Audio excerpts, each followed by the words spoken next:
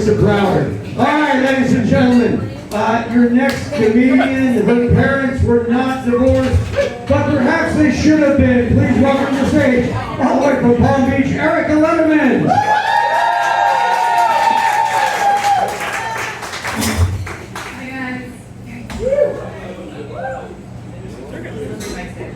How's everyone's night? Alright. So I live in Palm Beach, as Mark said, but I am pretty new to Florida. I only moved here about a year ago from Chicago. Alright, yeah. Beautiful city. It is pretty different down here though. I've had a little bit of culture shock getting used to things. Like the other day I was walking down the street and I saw a guy wearing a shirt that said "I heart sluts" in giant letters. And he was holding a toddler's hand. So back in Chicago, I'd be a little alarmed, look up local Amber Alerts. But down here, he's just an upstanding father fulfilling his duties. It's actually super heartwarming. Daddy, what's the slut? Your mom, baby. That's why I love her. There's also a lot of rehab facilities down here, like Brian was saying. My last boyfriend actually moved to Florida from Georgia specifically for court-ordered rehab. And don't get me wrong, rehab is amazing. If somebody's willing to spend time, energy, money to get healthy and improve their life, that's amazing. It was the court-ordered part that should have been the red flag.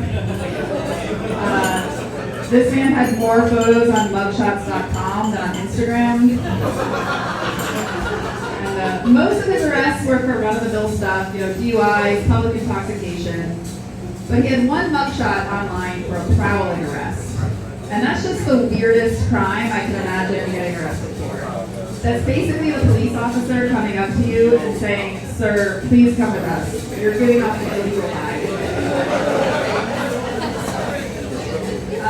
So I'm also pretty new to comedy. I've only been doing this about 6 months. But I've been thinking about doing it for a long time because my grandmother was actually a professional comedian. She started as a traveling saleswoman back in the 1940s and then went on to tell old-timey dick jokes in the Catskills like a real-life Mrs. Maisel. And she had lots of really great material because her husband, my paternal grandfather, was an alcoholic gambling addict, and he was also a bigamist. So if you don't know what a bigamist is, that's a person who secretly has multiple wives.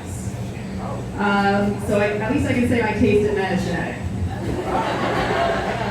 And that's all I know about him. I know nothing positive about this man. Which really bothers me because I'm a quarter him. So if he's a complete piece of shit, that means I'm a quarter complete piece of shit. So one day I asked my dad, "Is there anything good you can say about your father?" And all my dad could say was, "He's dead." And I was like, that's actually fantastic news because I'm a quarter dead inside. So I finally felt some kinship with the man. I actually found some VHS tapes recently of my grandmother performing comedy down here in Florida, actually. Would you like to hear one of her jokes? So my grandmother used to live in Yonkers, New York, which is a very Jewish area. And she liked to talk about her crazy neighbors back in Yonkers. She said there was a young couple who lived down the hall who had a baby boy. And this young couple wanted to be a little outside the box, a little quirky. So they named their baby boy Odd. Not Todd, Odd, O-D-D. And this poor kid hated his name. He got bullied at school, questioned by teachers all the time. When he grew up, he used a fake name at work. He never wanted anyone to know his real name. When he got older, in his final will and testament, he wrote that he did not want his name to come with him to the afterlife. He wanted a blank headstone. And when he died, his wishes were honored. They buried him in the Jewish cemetery with a blank headstone. And to this day, every time somebody walks by, they say, "That's odd."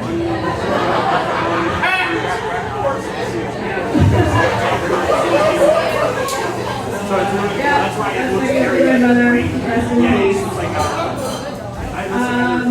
I'm not currently in therapy, although a lot of my friends say I probably should be.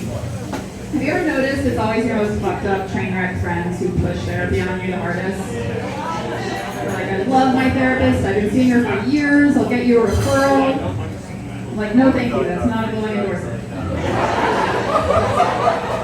I was in therapy for a very long time. I tried lots of different types of therapy. I tried CBT, ACT, EMDR, but it wasn't until I found THC, LSD, and MDMA that things turned around.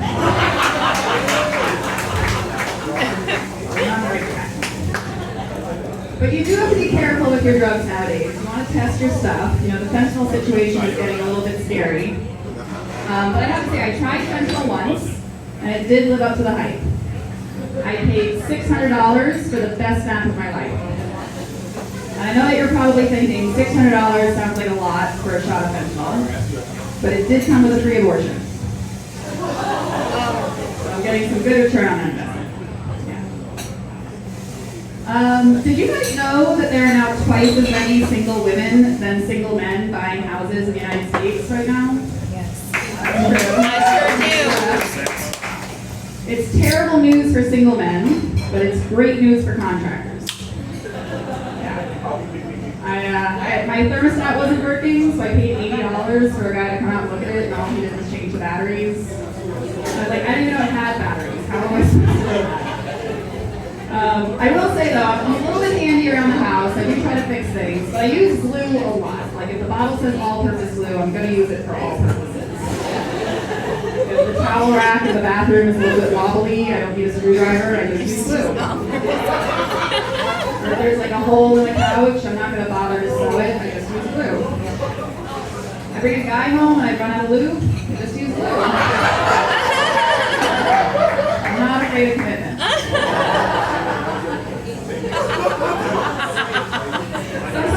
Sometimes when I'm worried that nothing that I do in life matters, I just think of the person who buys my house from me trying to do repairs. Like, who the fuck glued this house to the wall?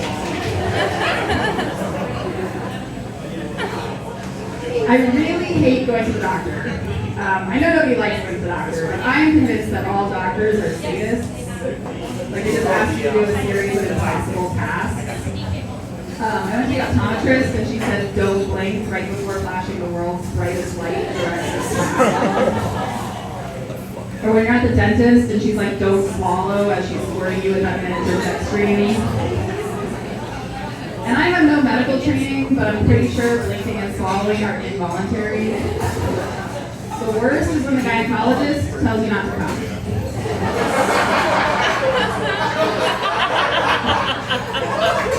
I'm not a super fan. I can't. Not a super. The only doctor who's kind of fun to go to is the medical marijuana doctor. Because he just asks you a bunch of questions that have no right or wrong answers. The last time I went, he was like, you know if you have high or low blood pressure? And I was like, well, I don't know. Is that important? Should we check? He was like, no, we don't do that here. I'll just take it outside.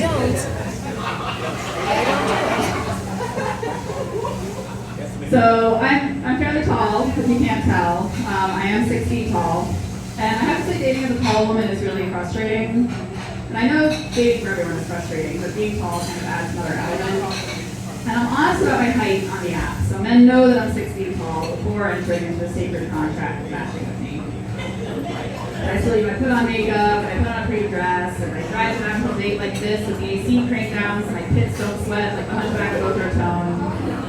And I walk into the date, and the first thing the guy says is, oh shit, you're tall. And I say, oh shit, we can't read. Next.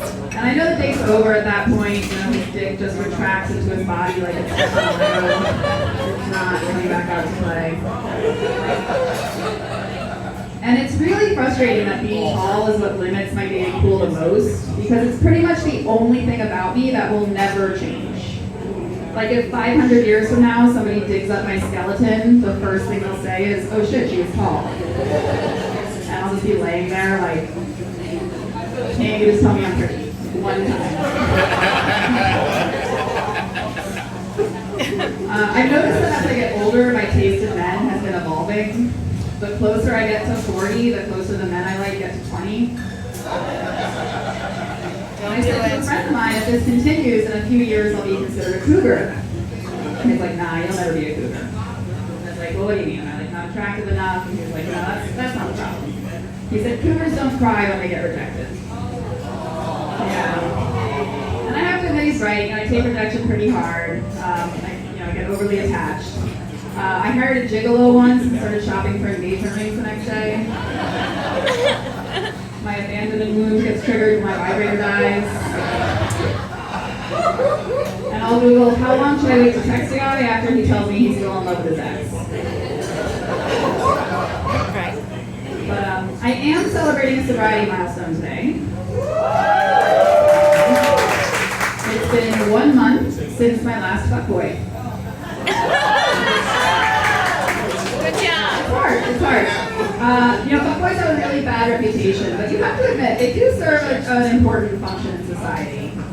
If you have an iPhone, your iPhone has an SOS feature where if you hit the button 5 times, it calls 911 for you. I think your vibrator should have the same function, but instead of 911, it calls an emergency fuckboy service. Seriously. Like, ma'am, we just received notice this vibrator has been used 5 times today. It is an emergency. Oh, you're 37, single, and ovulating? That is an emergency. Okay. Just hang tight. We have a bald skateboarder with stick and poke tattoos on his way to you right now.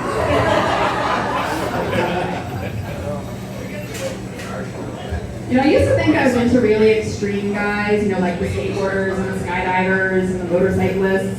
But it turns out I'm just into guys with traumatic brain injuries. They're really cute. They call you babe on the first date because they can't remember your name.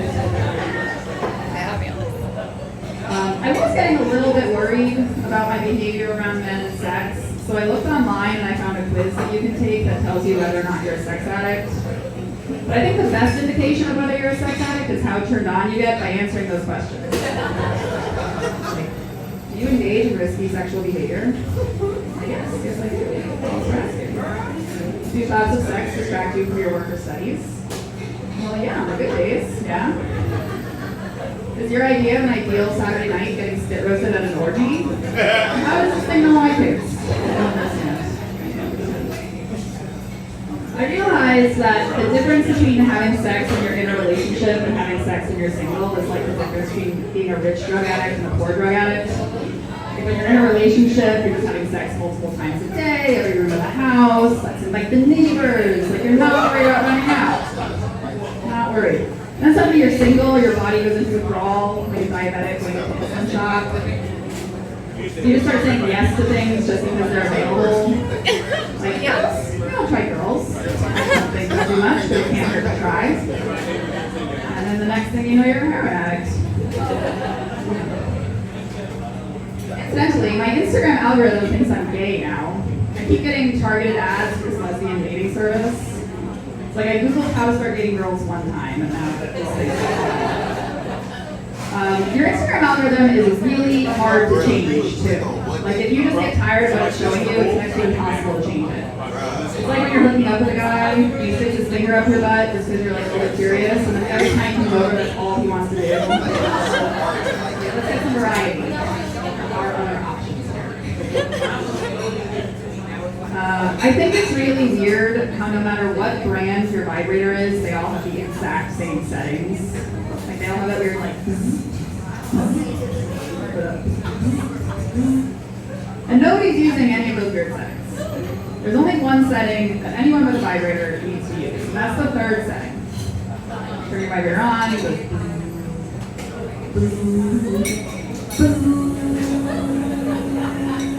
right? That's the only one you need. But sometimes you hit the button by accident, you get the What is you that? gotta keep hitting the button to get back to the good one. Like you're scrolling through daytime television looking for Dutch Beauty. But you pass by all these soap operas and you're like, who is watching these? Nobody likes these shows. Just give me Dutch Beauty. That's all I want. So anyway, this is what I think about when I masturbate now. Because I can't think about that. It's too dangerous. So I'm like, that's funny. I should write that down and say it in public. Nice people like you. So thank you so much. You've been a wonderful audience.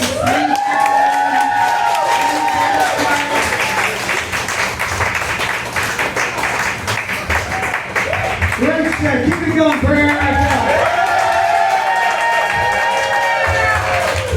The vibrator sounds like fanfare for the common man.